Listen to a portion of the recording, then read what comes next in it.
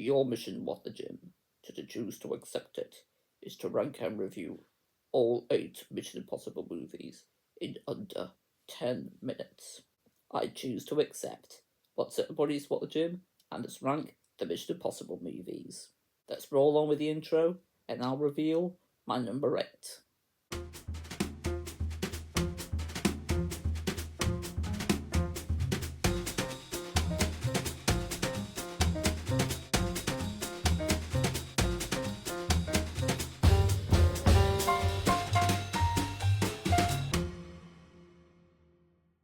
My number 8 is Mission Impossible 2 from the year 2000. So for the good, I think it's got fun, energetic action sequences, and I think this film's got great cinematography.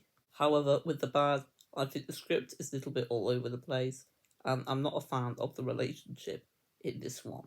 And unfortunately, I'm going to give this film a 6.5 out of 10.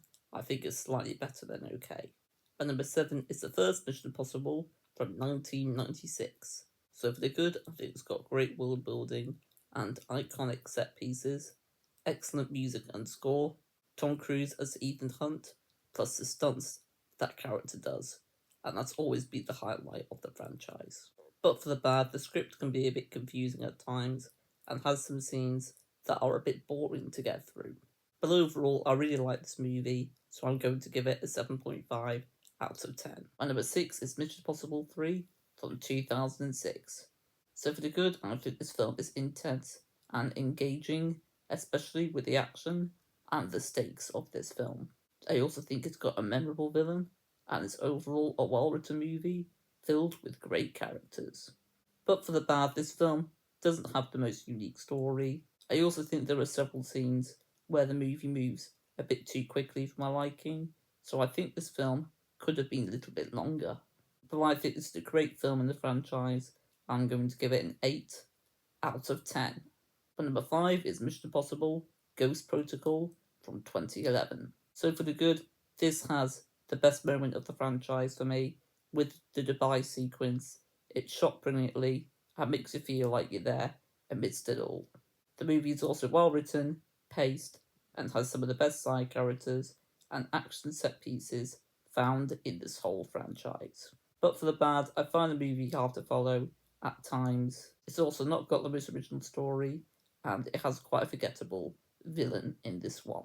But I still think this is a really great movie, and I'm going to give it an 8.5 out of 10. My number 4 is the latest Mission Impossible movie, and that is Mission Impossible The Final Reckoning from 2025.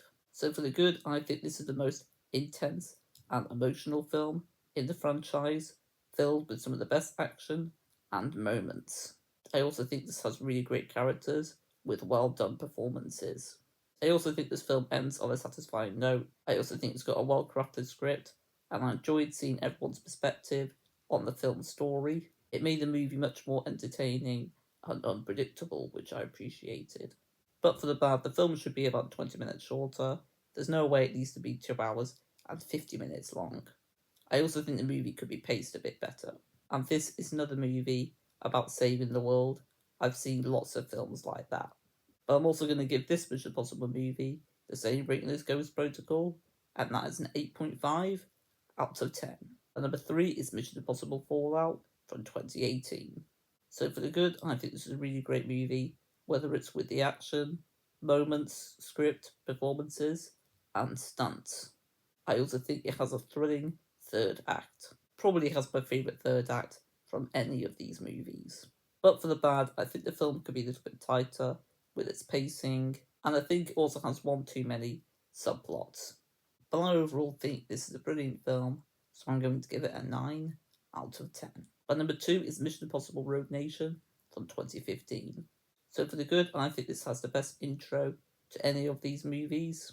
I think it's got an excellently written story, filled with unpredictable, funny, and engaging moments. I also think it's got a great lineup of characters, and I think this film is well paced. But for the bad, I think the movie's a little bit too confusing at times, and I also think this film could be a little bit shorter. With those small nitpicks aside, I think this is an excellent film, one of my favourites in this franchise, and I'm going to give it a 9 out of 10.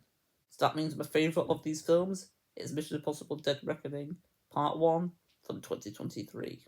This might be an unpopular opinion, having this film as number 1, but it's just my opinion right now. It could change in the future. And please let me know your favourites of these films in the comment section below. Or you can let me know your ranking of these films. But let's get on to reviewing this movie, shall we? Let's go ahead and talk about the good. So for the good, I think this has got the best lineup of protagonists, awesome and thrilling action, some of the best in this series. I think it's a well-written movie with great performances, with just the right amount of humour and emotion. I also love the plot of this film. It's one of those sort of plots that you want to know what's going to happen next. But for the bad, this film is too long, and there's too many people looking for both pieces of the pendant, which can get a bit overwhelming and a bit repetitive. But I still think this is a fantastic film. I'm going to give it a 9 out of 10, and I've actually reviewed this film on my channel. I will have a link to it in the description below. Thanks for watching this video, I really do appreciate it. I'd also appreciate a like and subscribe to my channel if you are new. But till next time, peace and love, peace out, and ciao.